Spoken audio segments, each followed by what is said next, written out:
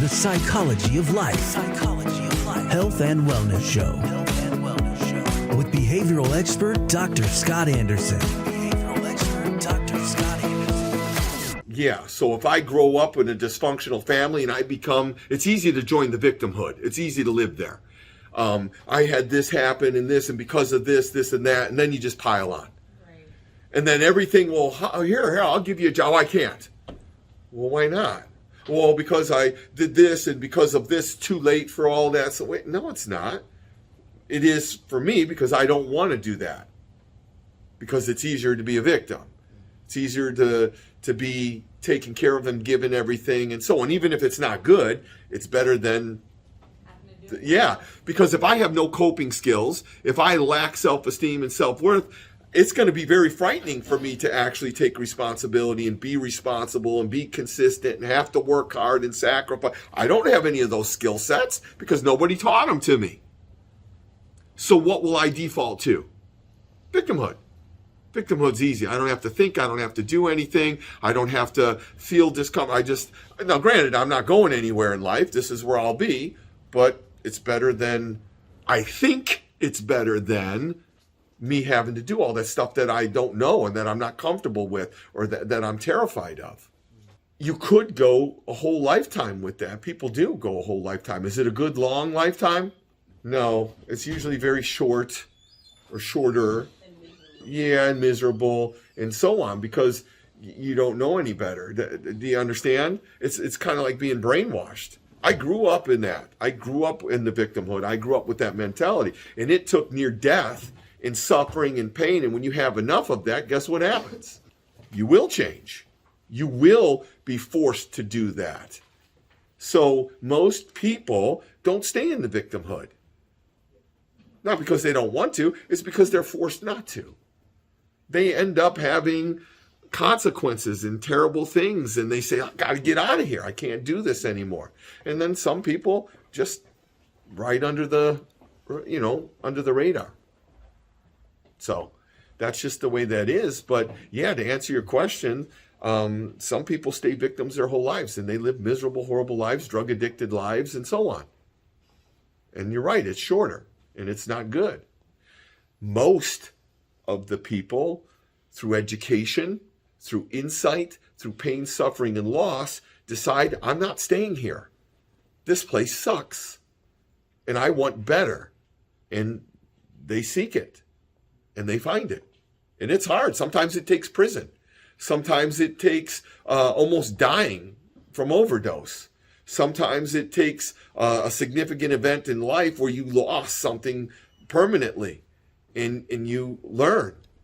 Sometimes that's what we call spontaneous recovery, is people learn through life experiences and pain and suffering and loss, and that becomes to outweigh the comfort of staying in misery. Think about a really bad relationship you've ever been in, and we've all been in at least one. I mean, that's the learning curve. So we've all been in a real bad, toxic, hey, I'm never doing this again, now I know exactly what not to do kind of relationship. Why did you get out? And why did you stay in there so long? Holy cow. You just lingered on in codependence. You lingered on. Why? Because when you do get out, and what is always the reason why you get out? Die. Yeah, because it's so suffering and domestic violence. You're going to go to prison. You're losing your mind. So you get out of there, even though you're terrified and you don't want to. But once you're out, once you get free of that, even just to take a breath, and to see around and stuff. And once you're out long enough, and then you get into a healthy relationship, you're like, what in the hell was I doing? What is going on? What is wrong with me? I wasted 2 years and so on. But do you see? Because you weren't thinking. That's just it. You weren't thinking. You were indoctrinated, brainwashed, whatever you want to call it, into that bliss. And your body and your mind is willing to get tolerance to just about anything because of the fear of change is terrifying to the brain. If you don't have coping skills, if you don't have support, if you don't have all those things family gives you and teaches you. So remember, you're lacking all the stuff to get out and the support. So that's why. That's part of being in that broken system. And it's systemic. Poverty is systemic dysfunction, plain and simple. It has nothing to do with race. It has to do with poverty and dysfunction. Because with poverty comes what? Dysfunction.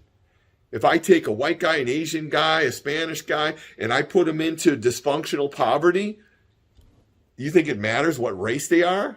They're all going to be in the victimhood. They're all going to have the same issues. They're all going to have the same dysfunction. And all of them can do what? Get out of it if they want to. So it has nothing to do with the color of your skin. What the hell does that have to do with anything? It has to do with dealing with enough pain and suffering and loss to make the change. Plain and simple. Poverty is the equalizer for dysfunction. It's the etiology of all dysfunction is poverty and ignorance. Anybody can get out of it. Anybody. There are poor white people. There are poor Asian people. There are poor black people. There are poor Spanish people and Mexican people. And guess what? Some stay. The majority get out. It's a miracle. How could they? Well, you don't have the right color. You've got to stay there. What are you talking about? What does that have to do with anything? All individuals have the capacity to think and for change. And because you possess that faculty and your capacity to do so gives you the opportunity to change. There's been millions of black people that got out of there, and millions of white people, and millions of Spanish people, and millions of Italian people. It's all the same. It's all the same. It's hard. It's very hard. You have to literally be better than everybody.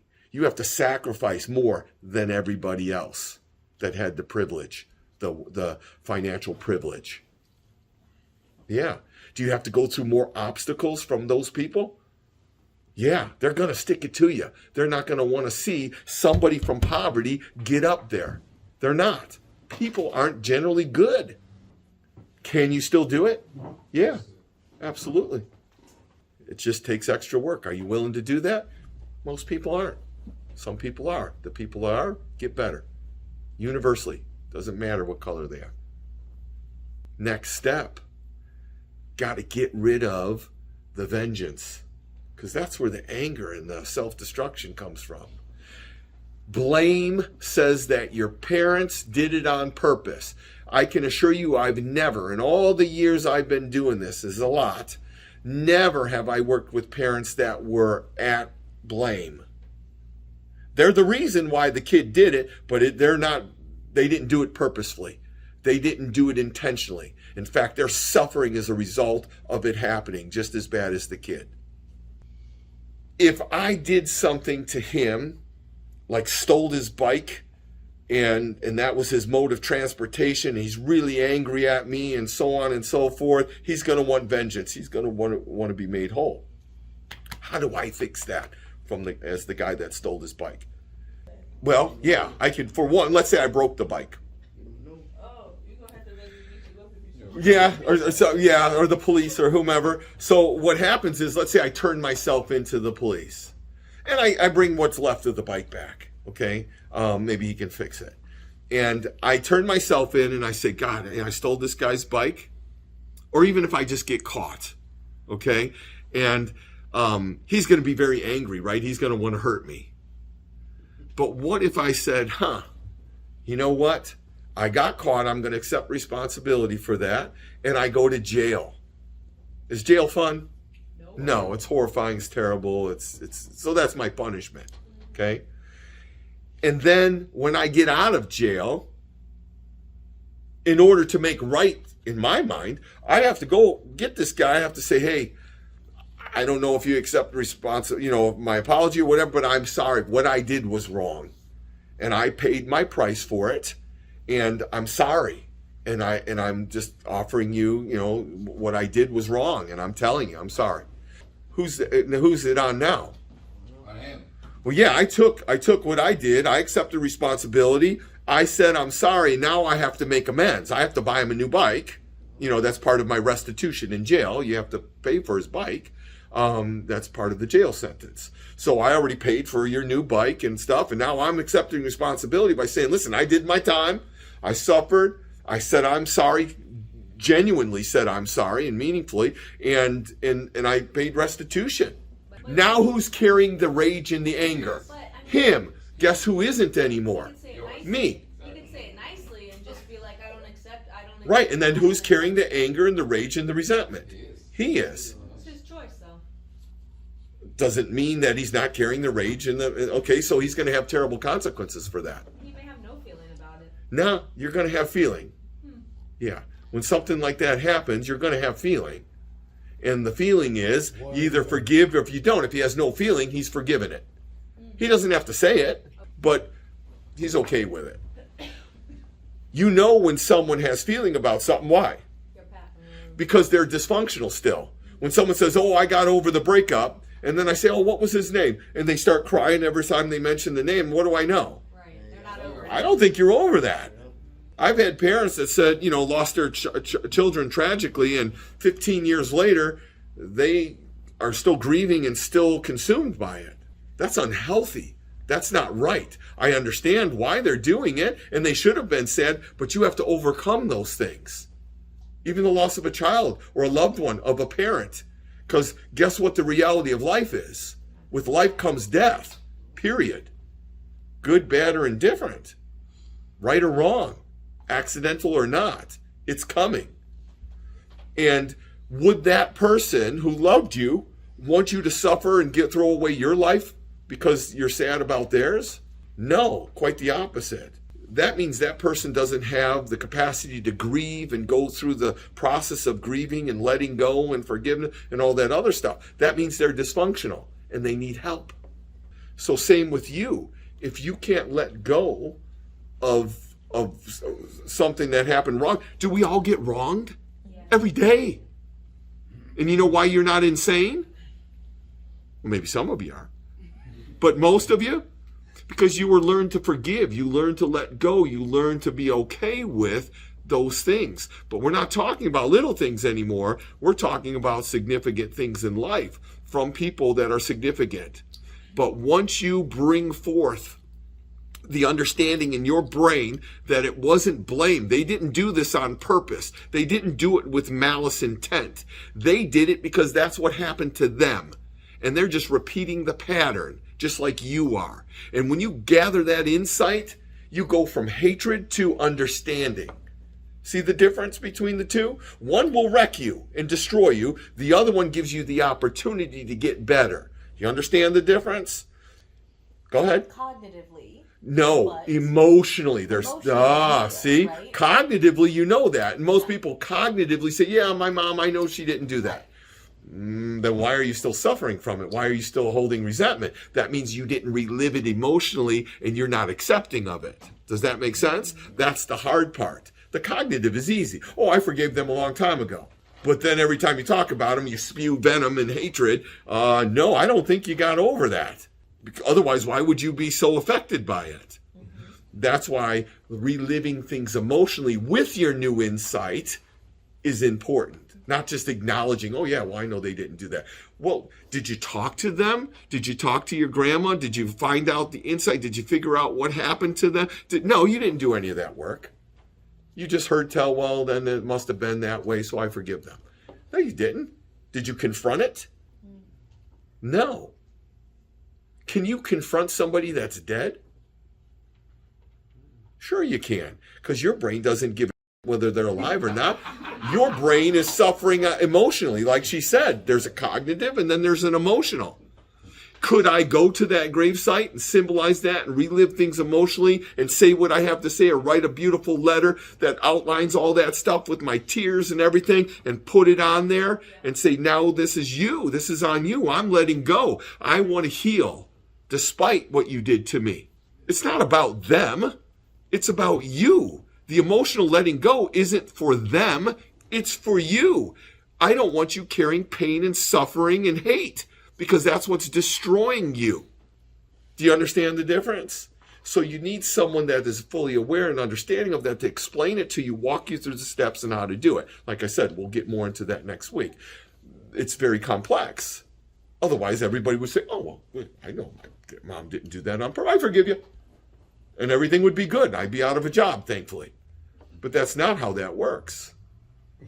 Saying it is different than being it and believing it and reliving that and letting go the right way. Your job is to take the garbage to its origin, give it to them. If they reject it, doesn't matter. It stays now on their porch and there's nothing they can do to get rid of it.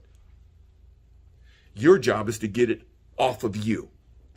Whether they accept it or not doesn't matter. If I go to your house and I say, here's the garbage you gave me 10 years ago that I didn't deserve. And you say, oh, I don't remember that. I don't care. It's your garbage. It has your name on it. Here it is. Whether you accept it or not, it's now your garbage. And it's your garbage because you're the origin of it. And it's no longer my garbage. That's the goal. I walk away and guess what I don't have on me anymore? Guess what I'm not carrying anymore? Anger, resentment, and hatred, and pain, and suffering, and dysfunction, and self-destruction. Now that I got rid of that garbage and gave it to the origin, where it's always going to stay, that garbage will only stay at its origin. You can carry it, but to drop it off, it has to go to its origin, which means you have to confront it.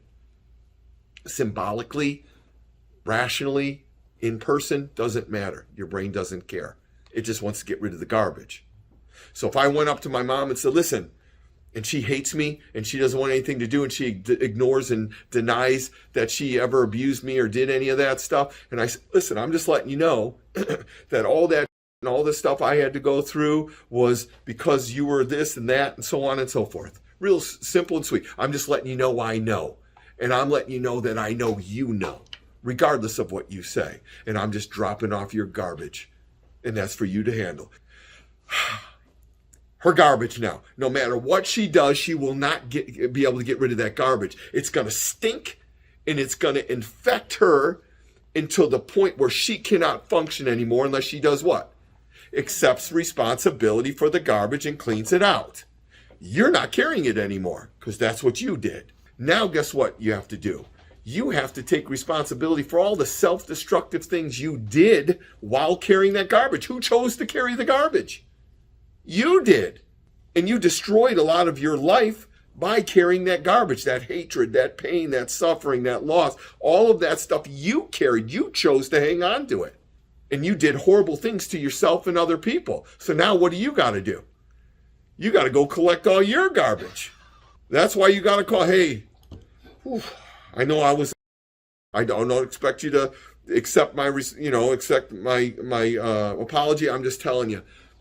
I did wrong. What I did to you was wrong. What are you doing? You're snatching up and you're dropping off the garbage. Now, if they say, hey, you know what? Thank you. That means a lot to me and I accept that and so on and so now you're winning even bigger. It's not going to make that much of a difference because your job is to be righteous, to be honest, drop off the garbage and collect yours. That's it.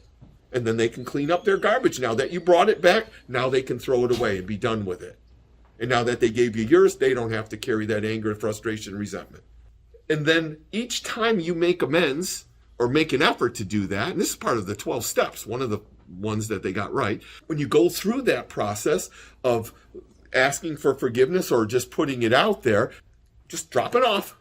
just drop it off, giving you the opportunity to get right. And I'm sincerely sorry for what I did. It was wrong, and you have every right to hate me for it. That's my consequences, and I'm okay. I got that. And then you move on. And then you have to forgive yourself. You have to forgive yourself because you lost a lot of your years of your life because you held on to it. You did those bad things. You engaged in things you knew were bad for yourself. Listen, doing drugs, you know it's bad for you, right? Of course you do. You know, binge drinking and doing reckless behaviors and acting a fool and doing, you know that's wrong, right? Cheating on people and treating and taking advantage of and stealing. You know that's bad, right? And you did it anyways. Now you got to pay the price for that.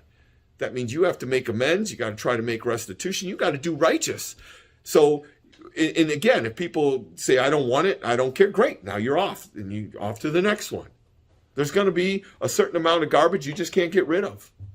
It's going to, did you ever, you change the bag and there's always that little smell at the bottom of your garbage. You tried to wash it, clean it out. You're like, damn, it always stinks in there sometimes. Not enough when you got the bag in there to ever notice, but as long as it stays at the bottom, you can't tell.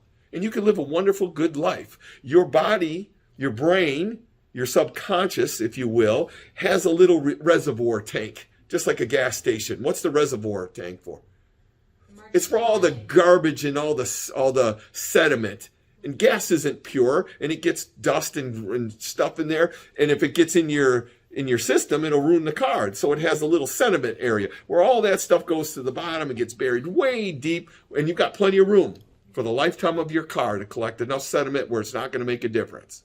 It's when you put too much sediment in there too fast and you don't do anything about it, that's when your car breaks down. Does that make sense? So the forgiveness is threefold. It's acknowledging, taking responsibility, first part. Second is making amends and being sincere about your being sorry for that. And the third part is to go drop off the garbage where it belongs and then collect the garbage that belongs to you so you can drop it off when you make amends. And then the forgiveness part is for the things you did to yourself. That's the empowering part. Again, this is more complex. I would have to go into greater detail. But do you understand what I'm getting at here? So that's the part of forgiveness. That's what's going to heal you. That's what's going to empower you and make you stronger in life, is when you're able to let go of those things from the past that have caused such pain and suffering and aberrance in your life, by accepting responsibility, putting the garbage where it belongs, or the trauma where it belongs, and with it who it belongs to, and then accepting responsibility for the things you've done to other people as well as yourself, and then finding forgiveness from both. All three, if you want to get technical. And then, and only then, have you cleaned out enough of the garbage to be able to move forward and rebuild your foundation. The foundation has to be pure. It has to be good. You can't have garbage. It can't be broken. It has to be pure. You guys understand? And once you start doing that, the rest will fix itself. The Psychology of Life. Health and Wellness Show. With behavioral expert Dr. Scott Anderson.